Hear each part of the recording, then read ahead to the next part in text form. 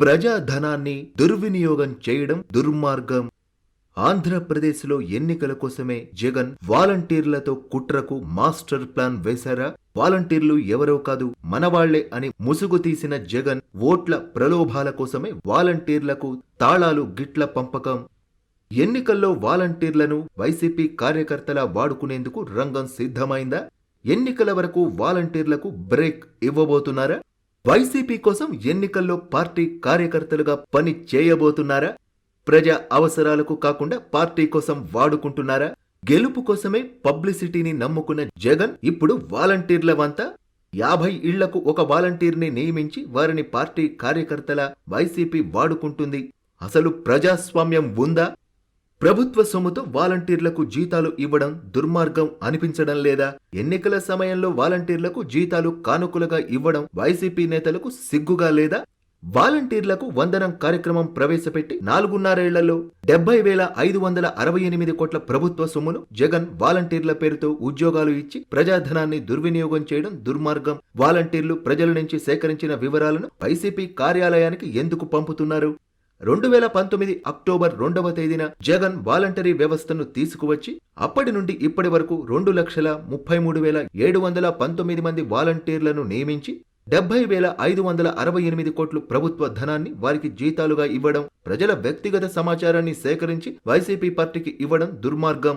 వాలంటీర్లకు సేవారత్న, సేవామిత్ర వంటి అవార్డులకు 250 కోట్ల రూపాయలతో వారికి ఇవ్వడం ఏమిటని ప్రజలు ప్రశ్నిస్తున్నారు. వాలంటీర్ సేవలకు ప్రభుత్వం బ్రేక్ ఇచ్చిందా? ఇప్పటి వరకు వాలంటీర్లను ప్రభుత్వం ప్రజాసేవకుల నుంచి వైసీపీ పార్టీ సేవ కోసం వాడుకుంటున్నారా? ఇప్పటికే ఎడాపెడా వైసీపీ పార్టీ కోసం వాలంటీర్లను వాడుతున్నారు. ఇది ప్రభుత్వం ముందుగానే వాలంటీర్లను తొలగించేందుకు రంగం సిద్ధం చేశారా? ఎన్నికల కోడ్ వస్తే వాలంటీర్లను వాడుకోవడం కష్టమే, అందుకే వారిని తాత్కాలికంగా తొలగించే యోచనలో ఉన్నారా? వాలంటీర్లను ఎన్నికలలో ప్రభుత్వం నేరుగా వారి సేవలను వినియోగించుకోవాలని జగన్ ప్లాన్. టీడీపీలో చేరే వారిపై వైసీపీ దాడులు చేస్తుందా?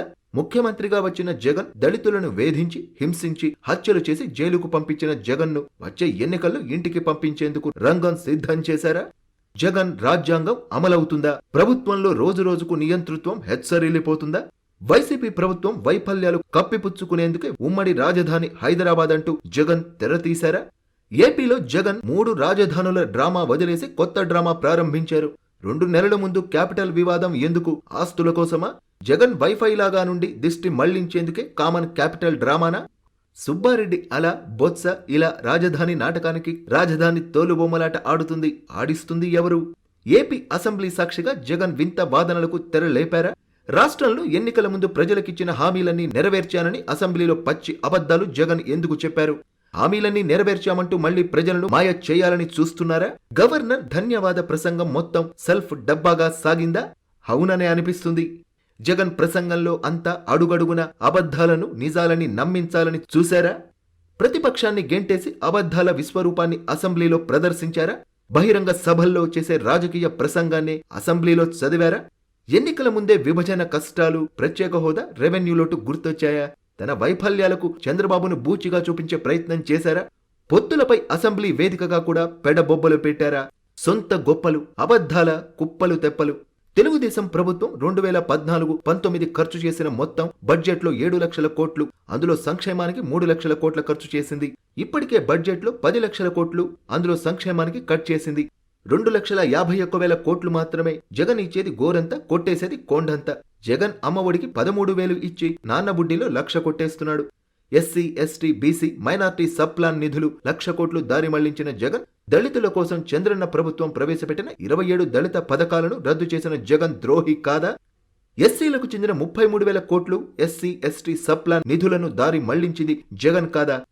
2,000 ఎకరాల దళితుల భూములను బలవంతంగా జగన్ స్వాధీనం చేసుకోలేదా? 50,000 బ్యాక్లాగ్ పోస్టులను భర్తీ చేయని దళిత ద్రోహి జగన్ కాదా? దళిత మహిళల ఆత్మగౌరవానికి భంగం కలిగించే కేసుల్లో ఏపీ దేశంలోనే నెంబర్ 1 అని ఎన్సీఆర్బీ రిపోర్ట్ స్పష్టం చేయలేదా?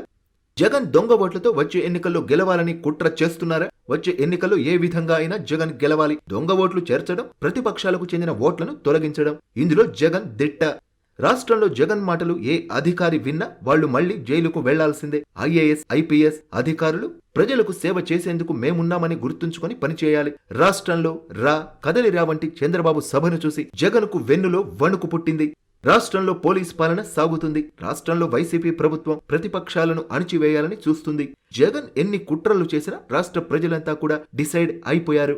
చంద్రబాబును ముఖ్యమంత్రి చేసుకుంటే రాష్ట్రం గాడిలో పడుతుందని ప్రజలు ఎంతగానో ఎదురు చూస్తున్నారు. వైసీపీ నాయకులకు పిచ్చి పరాకాష్ఠకు చేరింది. అందుకే పులివెందులలో రాజ్యాంగ నిర్మాత అయినటువంటి డాక్టర్ బాబాసాహెబ్ అంబేద్కర్ విగ్రహం పాదాల కింద పెట్టి దుస్సాహసం చేశారు. Patharla Ramesh, senior journalist, TDP రాష్ట్ర అధికార ప్రతినిధి.